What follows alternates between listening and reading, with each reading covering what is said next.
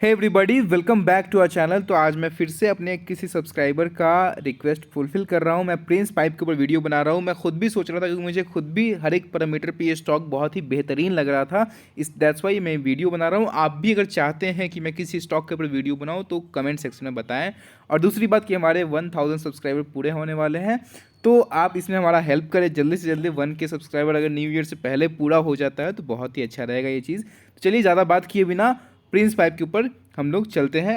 क्या करने वाले इस वीडियो में, तो सबसे पहले हम लोग कंपनी की एनालिसिस करेंगे। क्या स्ट्रेंथ है, वीकनेस है, अपॉर्चुनिटीज़ हो सकती हैं और क्या थ्रेट्स है कंपनी के ऊपर, उसके ऊपर बात करेंगे। थोड़ा बहुत उसके फिनेंशियल्स देखेंगे।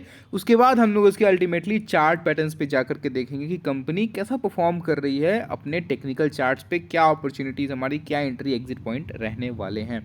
चलिए वीडियो को शुरू करते हैं। सबसे पहले अगर कंपनी की बात करें हम लोग, तो किस सेगमेंट में है हमको, कंपनी नाम से ही जाहिर है, प्रिंस पाइप फिटिंग्स यहाँ पे लिमिटेड नाम है कंपनी का। तो पाइप मैन्युफैक्चर करती है कंपनी और डिस्ट्रीब्यूशन का भी काम करती है। इस्टेब्लिश हुई थी 1987 में। आप सबको पता है ये सारी चीज़ें, इन्फॉर्मेशन आपको मैं इसलिए स्क्रीन पे डाल दे रहा हूँ, आप सबको एक देखने में थोड़ी सी आसानी हो। उसके बाद कंपनी की अगर स्ट्रेंथ की बात करें ना, तो कंपनी का जो पोर्टफोलियो है वेल डाइवर्सिफाइड है। प्रोडक्ट्स इसमें बहुत सारे यूपीवीसी, सीपीवीसी, बीपीआर, एचपीईई सारे चीज़ों का जो यूज़ है अलग अलग चीज़ों में आता है। जैसे कि आप ले लो, एग्रीकल्चर में अलग यूज़ आता है। उसके बाद घर में जो हाउस फिटिंग्स होती है, पाइप फिटिंग्स, प्लम्बिंग की, वो अलग होती हैं। तो इस तरीके से इंडस्ट्रियल यूज़ में जो आता है फिटिंग, उसमें अलग यूज़ होता है। तो इनका पोर्टफोलियो वेल डाइवर्सिफाइड है। दूसरा, मैं अगर स्ट्रेंथ की बात करूँ तो यहाँ पे इनका जो डिस्ट्रीब्यूशन नेटवर्क है काफ़ी वाइड स्प्रेड है। तो इनको एडवांटेज मिल जाता है डिस्ट्रीब्यूशन चेन की वजह से। इनको सेल्स में दिक्कत बहुत ज़्यादा नहीं आती है।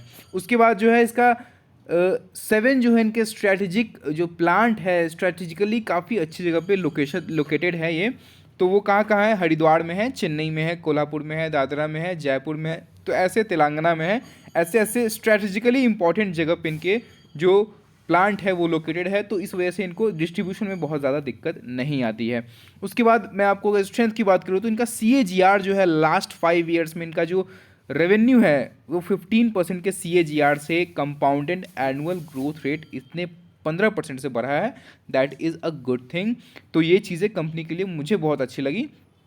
उसके बाद जो इनके प्रोमोटर्स हैं, जो इनके कंपनी का एक तरीके से मालिक ही समझ लीजिए, जो कंपनी को मैनेज कर रहे हैं, जो कंपनी को रन कर रहे हैं, उनको मोर देन 3 डिकेड्स का एक्सपीरियंस है इस इंडस्ट्री में। तो दैट अगेन, क्योंकि अगर प्रोमोटर एक्सपीरियंस नहीं है, ऐसे किसी बिजनेस में है जिनका उन्हें एक्सपीरियंस नहीं है, तो वहाँ पे मैनेजमेंट की एफिशिएंसी बहुत ज़्यादा अच्छी नहीं होती है। अगर प्रोमोटर ज़्यादा एक्सपीरियंस ना हो तो वो यहाँ पे एक अच्छी चीज़ है। 3 डिकेड से ज़्यादा का इनको एक्सपीरियंस है। उसके बाद फिनेंशियली रिस्क प्रोफाइल अगर इनका देखें तो बहुत ही अमेजिंग है। लिक्विडिटी की कोई दिक्कत नहीं है कंपनी के पास। इनका जो डेट है, डेट भी ज़्यादा नहीं है कंपनी के पास। उसके ऊपर मैं फिनेंशियल एनालिसिस में आगे बात करूँगा। उसके बाद अगर मैं तो ये चीज़ें मैंने आपको बताई स्ट्रेंथ के तौर पे। अगर वीकनेस के तौर पे मैं बताऊं तो यहाँ पे अगर इनका जो कंपटीशन है ना कंपनी का, क्योंकि इस इंडस्ट्री में कंपटीशन बहुत ज़्यादा है, तो ये अगेन एक बहुत सारी। उसके बाद अगर हम वीकनेसेस की बात करते हैं तो कंपनी में क्या वीकनेस है, तो यहाँ पे कॉम्पिटिटिव, हाईली कॉम्पिटिटिव इंडस्ट्रीज़ है। और इनके पीयर्स में मैं आपको बताता हूँ, फिनोलेक्स इंडस्ट्री और सारे ही कंपनी बहुत ही बेहतरीन परफॉर्म कर रहे हैं। लास्ट अगर कुछ 5 ईयर्स को देखें तो सुप्रीम इंडस्ट्री है, फिनोलेक्स है, नीलकमल है, मयूर है, एस्ट्रल है। एस्ट्रल के पाइप्स काफ़ी बढ़िया आते हैं। हालांकि इनमें से कुछ कंपनीज बहुत ही ज़्यादा हाई वैल्यूएशन पे अभी ट्रेड कर रहे हैं, जिस वजह से इनको भी एडवांटेज मिलेगा। इनके भी वैल्यूएशंस ऑलरेडी थोड़े से हाई है। यहाँ पे 29.91 का पीई है, तो ये और आगे बढ़ सकता है। तो ये एक मैं आपको एडवांटेज की तरह भी बोलूँगा, क्योंकि अगर कंपटीशन ज़्यादा है, इनका मार्केट शेयर अभी कम है, तो ये चीज़ इनको अपॉर्चुनिटी की तरह भी ये कंपनी को अपने तरीके से ले रहे हैं और अपने पाँव जो है वो फैलाने की कोशिश कर रहे हैं। उसके बाद जो दूसरा वीकनेस है वो वोलेटिलिटी है। जो रॉ मटेरियल के प्राइसेस है वहाँ पे काफ़ी ज़्यादा वोलेटिलिटी रहती है, जिस वजह से इनके ऑपरेटिंग प्रॉफिट मार्जिन्स काफ़ी ज़्यादा इम्पैक्ट हो जाते हैं कभी कभी। तो वो चीज़ें नेट प्रॉफिट पे भी रिफ्लेक्ट करती हैं। रेवेन्यू अच्छा होने के बावजूद भी अगर रॉ मटेरियल प्राइस ज़्यादा है तो वो चीज़ें नेट प्रॉफिट्स में अच्छे तरीके से नहीं दिख पाती हैं। उसके बाद जो है वर्किंग कैपिटल रिक्वायरमेंट, क्योंकि इंडस्ट्री यहाँ पे जो कैपिटल हैवी बिजनेस है, ज़्यादा कैपिटल एक्सपेंडिचर करना पड़ता है इन लोगों को, तो बहुत ज़्यादा कैपिटल रिक्वायर होती है, जिस वजह से एक लिक्विडिटी का कभी कभी इशू आ सकता है और आ भी जाता है ऐसी कंपनीज़ में। तो ये एक वीकनेस के तौर पे मैं इसमें रखना चाहूँगा। उसके बाद लार्ज डेट फंडेड केपेक्स, क्योंकि इतना सारा कंपनी पैसा जो है ना वो प्रोमोटर अपने रिजर्व्स में से, अपने अकाउंट में से या अपने शेयर्स बेच के तो लेंगे नहीं ना, तो वो चीज़ें कभी डेट लेनी पड़ जाती है। हर एक कंपनी डेट लेती है और कर्ज लेना बुरी बात नहीं है।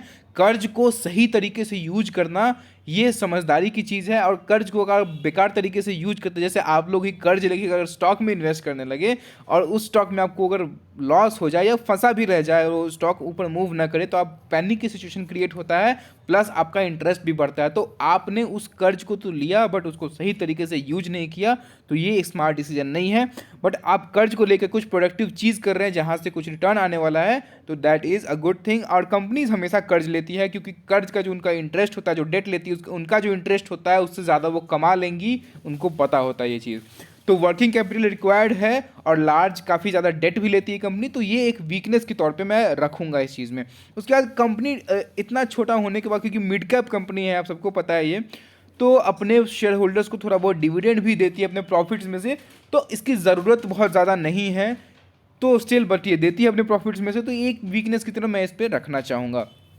ठीक है, तो ये तो कंपनी के बारे में ओवरऑल मैंने बता दिया आपको। उसके बाद इसके फिनेंशियल्स अगर देखते हैं, मैं आपको बताता हूँ फिनेंशियल्स।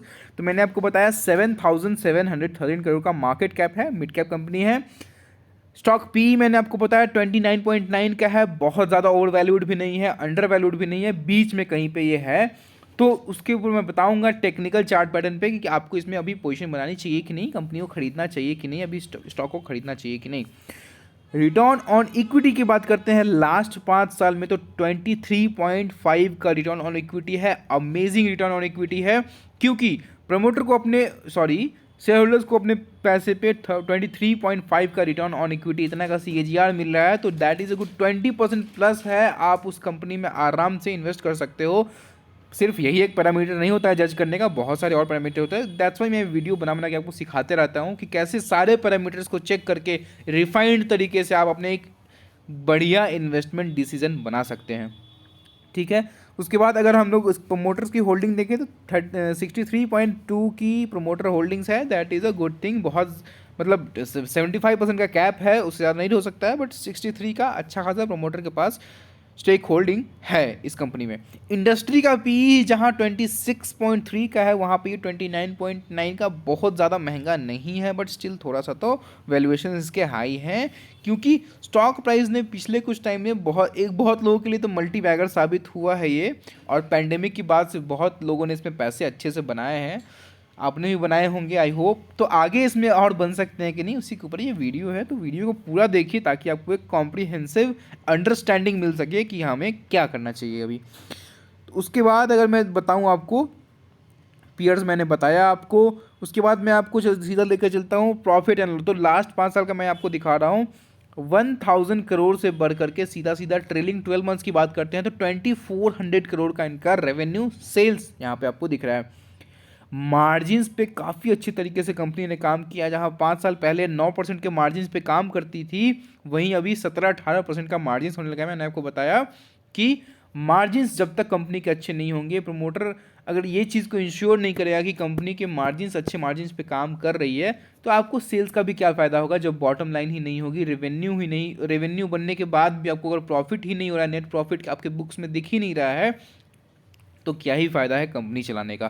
तो मार्जिन्स के ऊपर कंपनी ने काफ़ी अच्छे तरीके से काम किया, आप देख सकते हैं यहाँ पे। इंटरेस्ट इनका लगातार कमता जा रहा है, क्योंकि बोरोइंग्स कम है, कंपनी को कर्ज लेने की बिना बात की आदत नहीं है। ऑफकोर्स ज़रूरत पड़ता है तो कंपनी कर्ज लेती है, तो उस वजह से इंटरेस्ट कम देना पड़ता है। कर्ज नहीं होगा तो इंटरेस्ट नहीं देना है, इंटरेस्ट नहीं देना है तो जो भी आपका रेवेन्यू जनरेट हुआ है उसमें आपको मतलब ज़्यादा से ज़्यादा आपके नेट प्रॉफिट्स बॉटम लाइन में चीज़ें दिखेंगी। नहीं तो आप सारा पैसा, अगर आप ज़्यादा से ज़्यादा पैसा इंटरेस्ट पे करने में ही चुका दोगे तो बॉटम लाइन में क्या खाक दिखने वाला है। तो नेट प्रॉफिट्स की अगर बात करते हैं तो 16 करोड़ से बढ़ करके एक्सपोनेंशियल ग्रोथ है नेट प्रॉफिट्स में। आप देख सकते हैं 258 करोड़ का ट्रेलिंग 12 मंथ्स का नेट प्रॉफिट है, एंड दैट इज़ वाई जो स्टॉक प्राइस है वो काफ़ी ज़्यादा एक मतलब बहुत बढ़िया तरीके से उसने जंप दिखाई है, बहुत ही बढ़िया तरीके से। यही एक मेजर कारण है कि इनके नेट प्रॉफिट्स में बहुत ही अच्छी तरीके से यहाँ पे एक्सपोनेंशियल ग्रोथ हुई है। ऑफ कोर्स वो सारी चीज़ें नेट प्रॉफिट्स में भी अगर रिफ्लेक्ट कर रही हैं तो वो सारी चीज़ें स्टॉक प्राइस पे भी रिफ्लेक्ट करती है, पब्लिक सेंटीमेंट्स पे भी रिफ्लेक्ट करती हैं। अगर बैलेंस शीट में बताऊँ आपको तो प्रमोटर का रिजर्व्स 100 करोड़ से ऑलमोस्ट 10 टाइम्स हो गया है पिछले 5 साल में। 1000 करोड़ 1005 करोड़ का प्रमोटर के पास रिजर्व्स मतलब पैसा पड़ा हुआ है। वहीं अगर बोरोइंग्स की बात करते हैं तो लास्ट फाइनेंशियल ईयर 88 करोड़ की बोरोइंग्स थी, और अगर इस मैं क्वार्टर की बात करता हूँ सितंबर 2021 की, तो 161 करोड़ की बोरोइंग्स है। बहुत ज़्यादा नहीं है, हालांकि बोरोइंग्स बढ़ाई है कंपनी ने, क्योंकि कैपिटल आप देख सकते हैं CWIP यहाँ पे आपको दिख रहा होगा। CWIP इस क्वार्टर का 109 करोड़ है। कैपिटल वर्क इन प्रोग्रेस, मतलब इतना ज़्यादा कैपिटल अभी वर्क इन प्रोग्रेस, इस पे काम चल रहा है। ये सारी चीज़ें अगर बन के तैयार हो जाएंगी तो वो सारी चीज़ें आपको दिखेंगी कंपनी की। आप अगर कैपिटल वर्क इन प्रोग्रेस मतलब क्या है, कहीं कंपनी का कोई प्लांट बन रहा होगा, कहीं कुछ रॉ मटेरियल मतलब प्लांट में ही इन्वेस्ट कर रहे होंगे। उसका फिक्स एसेट देख सकते हैं 503 करोड़ से बढ़ करके लगातार इन्होंने फिक्स एसेट्स पे भी काम किया है, 519 करोड़ का हो गया। तो सारी चीज़ें पॉजिटिव ही पॉजिटिव दिखाई दे रही हैं यहाँ पे अभी। उसके बाद अगर हम लोग इसके शेयर होल्डिंग पैटर्न्स की बात करते हैं तो एकदम इंटैक्ट है प्रमोटर के शेयर होल्डिंग पैटर्न्स। 63.25% का इनका शेयर होल्डिंग पैटर्न है। एफ की बात करते हैं तो एफ ने कुछ अपने शेयर होल्डिंग्स बढ़ाई है, 3.05 से बढ़ करके 3.60 हो गया। वहीं डी ने अपनी कुछ टैक्स घटाए हैं, तो एफ डी के बीच में ट्रांजेक्शन चलता रहता है, वो खरीदते हैं ये बेचते हैं, तो कुछ कमाया है। तो यहाँ पे 11.77% की स्टेक जो है वो डी डोमेस्टिक इंस्टीट्यूशन इन्वेस्टर के पास है। उनमें कौन कौन से हैं तो आप देख सकते हैं यहाँ पे Oman India joint fund, Aditya Birla, new IDFC focused, SBI life. तो ये सारे कंपनीज जो भी हमारे म्यूचुअल फंड कंपनीज हैं, म्यूचुअल फंड हाउसेज हैं, वो सारे इन्वेस्ट करते ही रहते हैं। उसके बाद पब्लिक में जो आपको 21.3 है 3 दिख रहा है वो पूरा नहीं है। इसमें साउथ एशिया ग्रोथ फंड जो है उनका ऑलमोस्ट 5% का यहाँ पे शेयर होल्डिंग है। उसके बाद अगर 2% इसको माने, ये मधुलिका अग्रवाल और वनाजा सुंदर अय्यर की अगर बात करें 2% इनका, तो 7% ये निकल करके आता है। तो सिंपली आपको 14% की शेयर होल्डिंग्स जो है वो पब्लिक के हाथों में है। बहुत that is not a concerning thing. उसके बाद अगर सीधे सीधा हम लोग इसके मतलब आपको मैंने फिनेंशियल बताया, अच्छे फिनेंशियल्स हैं इनका, जो फिनेंशियल्स है बिल्कुल रिफ्लेक्ट कर रहा है जो भी इनके बिजनेस फंडामेंटल्स है, और the risk profile is very robust. तो आपको उसमें सोचने की ज़रूरत नहीं है। कंपनी के अगर बहुत ही अगर आप चाहते हैं कि क्रेडिट रेटिंग चेक करना चाहते हैं तो आप यहाँ पे आके क्रिसिल की रेटिंग भी चेक कर सकते हैं। तो रेटिंग में भी कंपनी को A+ ही आई गेस रेटिंग मिली होगी, क्योंकि कंपनी काफ़ी अच्छी है। तो ये क्रिसिल की रेटिंग आप देख सकते हैं यहाँ पे A पॉजिटिव की रेटिंग मिली हुई है क्रिसिल की तरफ से यहाँ पे। तो that is not a concerning, बहुत ही बढ़िया रेटिंग है यहाँ पे। तो रेटिंग के टर्म्स में भी हमको नहीं सोचना है। उसके तो ये मैंने प्रिंस पाइप का टेक्निकल चार्ट खोल रखा है, आप सबको दिख रहा होगा अपने स्क्रीन पे, ठीक है। तो अभी देख सकते हैं आप अपने जो हाई था, इसका जो हाई था, हाई कहाँ था 900 के लेवल का इसने हाई लगाया था अभी रिसेंटली कुछ टाइम पहले, ठीक है। तो वहाँ से कब लगाया था इसने, मतलब नवंबर के महीने में इसने लगाया था, और वहाँ से ऑलरेडी स्टॉक प्राइस जो है वो 22% 23% की करेक्शन दिखा चुका है। तो ऑलरेडी ये डिस्काउंट पे ट्रेड हो रहा है, मेरी माने तो बिल्कुल भी डिस्काउंट पे ट्रेड हो रहा है, क्योंकि इतने का हाई लग मतलब स्टॉक में पोटेंशियल तो है यहाँ तक जाने की, बिल्कुल है। ये जो मैंने ड्रॉ किया हुआ है, ये जो आपको दिख रहा होगा, ये जो जोन है ये एक रेजिस्टेंस, इंपॉर्टेंट रेजिस्टेंस जोन है। यहाँ से बार बार स्टॉक प्राइस ऊपर जा करके नीचे आ रहा था। हालांकि मैंने इस टाइम पे भी अपने सारे स्टूडेंट्स को रिकमेंड किया था, जब ये reverse head and shoulder pattern बन रहा था, तो यहाँ से मैंने ये reverse head and complex reverse head and shoulder pattern इसको बोलते हैं। तो ये कॉम्प्लेक्स, यहाँ पे इसका शोल्डर बना, ये हेड था, यहाँ पे फिर से शोल्डर बना। तो यहाँ से इसने ब्रेकआउट जब दिया था तो वहाँ पे भी एक अच्छा खासा गेन, कितने % का रिटर्न मैं आपको बता रहा हूँ। तो ये अच्छा खासा रिटर्न यहाँ पे आप एक्सपेक्ट कर सकते थे। तो ऐसे पैटर्न्स अगर आपको पता हो जो कम ही बनते हैं, वो भी ऐसे क्वालिटी स्टॉक्स में, तो आपको वहाँ पे फिर कोई रोक नहीं सकता है पैसे बनाने से। तो यहाँ से अगर आपने बाई किया होता तो ऑलमोस्ट 15-17% का आपको रिटर्न मिल गया होता। खैर अगर वो नहीं है तो भी अभी इस पर नहीं सोचना है। अभी जो है अभी के कंडीशन पे सोचना है तो इसने ब्रेकआउट दिया था, एक अच्छा खासा रिटर्न बना के अब फिर से वापस से इसने एक पुल बैक दिखाई है, तो ऑलरेडी ये जो स्टॉक है ना वो ऑलरेडी 23% के डिस्काउंट पे ये ट्रेड हो रहा है। दूसरी इंपॉर्टेंट चीज़ कि ये अपने 200 पीरियड मूविंग एवरेज के आसपास ट्रेड कर रहा है। ये जो ब्लू वाली लाइन है ये जो है ये 200 पीरियड मूविंग एवरेज है, मैं आपको खोल के दिखा देता हूँ, 200 मूविंग एवरेज है, ठीक है। तो कोई भी ऐसे क्वालिटी स्टॉक अगर आपको 200 मूविंग एवरेज के आसपास मिल जाए तो मतलब वो एकदम परफेक्ट पोजीशन है, वहाँ पे आप बाई कर सकते हैं, क्योंकि ऐसे अक्सर स्टॉक्स जो है ना 200 मूविंग एवरेज के आसपास सपोर्ट भी लेते हैं, रेजिस्टेंस भी लेते हैं, तो वो यहाँ पे हो सकता है ये सपोर्ट ले, वहाँ से ऊपर उसके बाद बाकी सेंटिमेंट्स भी देखने हैं, वॉल्यूम्स भी देखने हैं। तो ये जब इसने ब्रेकआउट दिया था तो यहाँ पे अच्छे खासे वॉल्यूम्स भी अपीयर हुए थे, यहाँ पे देख सकते हैं आप। ऑफकोर्स इंस्टीट्यूशनल बाइंग हुई थी यहाँ पे। उसके बाद RSI लेवल पे अगर आप देखें तो RSI लेवल पे बिल्कुल भी ये मतलब ना ओवर सोल्ड जोन में है, अभी ठीक ठाक चल रहा है, बट स्टॉक में स्टिल मोमेंटम नहीं है। मोमेंटम के लिए आपको थोड़ा सा वेट करना पड़ेगा। स्टिल आप अगर लॉन्ग टर्म इन्वेस्टर हैं तो यहाँ पे बिल्कुल आप बाई कर सकते हैं। जितना भी स्टॉक आपको ऐसे स्टॉक डिस्काउंट पे मिले तो आप अपने पोर्टफोलियो में आपको ऐड करना चाहिए। थोड़ा सा मूविंग एवरेज के पास और मिल जाए तो बिल्कुल और ऐड करना चाहिए। अगर अगर अगर ये करेक्ट होकर के नीचे आ जाता है और नीचे आ जाता है, अगर मतलब अगर ये स्टॉक यहाँ तक आ जाता है, इस सपोर्ट लेवल तक आ जाता है 596 के लेवल तक, हालांकि कम चांसेस इसके यहाँ तक आने के, तो आप और ऐड करो, जितना हो सके और ऐड करो। इस अगर बोलोगे कि आप एकदम पेसिमिस्टिक बात करो कि इसको भी तोड़ के और नीचे चले जाए तो और ऐड करो। ऐसे क्वालिटी स्टॉक जिसका बिजनेस इतना रोबस्ट है, रिस्क प्रोफाइल इतना रोबस्ट है, फिनेंशियल लिक्विडिटी इतना रोबस्ट है, सारी चीज़ें इतनी बढ़िया हैं, तो वैसे क्वालिटी स्टॉक्स में आपको बिल्कुल ही इन्वेस्ट करना चाहिए लॉन्ग टर्म पर्सपेक्टिव से।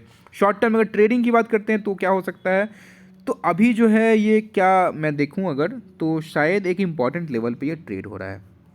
देखते हैं, चलिए ड्रॉ करके। ये एक ऑलरेडी एक इंपॉर्टेंट लेवल है जो मैंने ड्रॉ किया है, ये एक इंपॉर्टेंट सपोर्ट लेवल है, यहाँ से इसने फिर से सपोर्ट लिया, ऊपर की तरफ जाने को रेडी है।